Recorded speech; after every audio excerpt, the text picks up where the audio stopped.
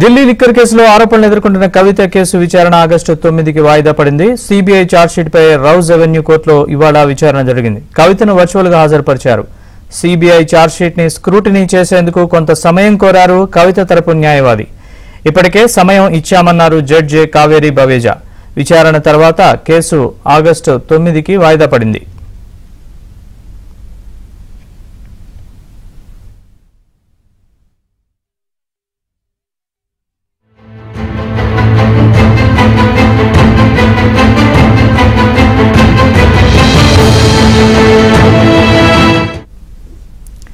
Delhi liquor case విచారణ August 9కి వాయిదా పడింది. ఇదే అంశానికి సంబంధించి మరింత సమాచారం మా ప్రతినిధి సతీష్ అడిగి తెలుసుకుందాం. సతీష్, చెప్పండి పూర్తి అప్డేట్స్.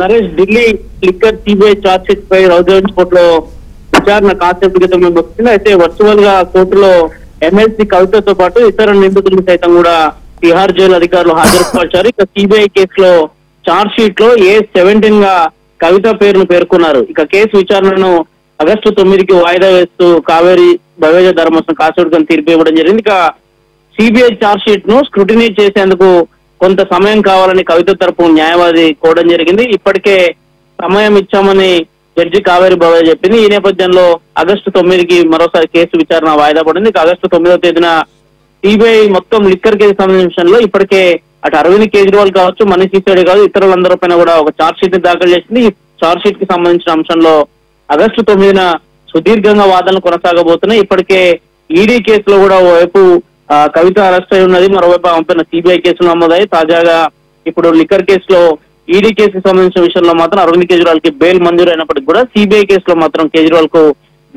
బెయిల్ మంజూరు కాలేదు. వాళ్ళంతా ప్రస్తుతానికి తిహార్ జైల్లో ఉన్నారు.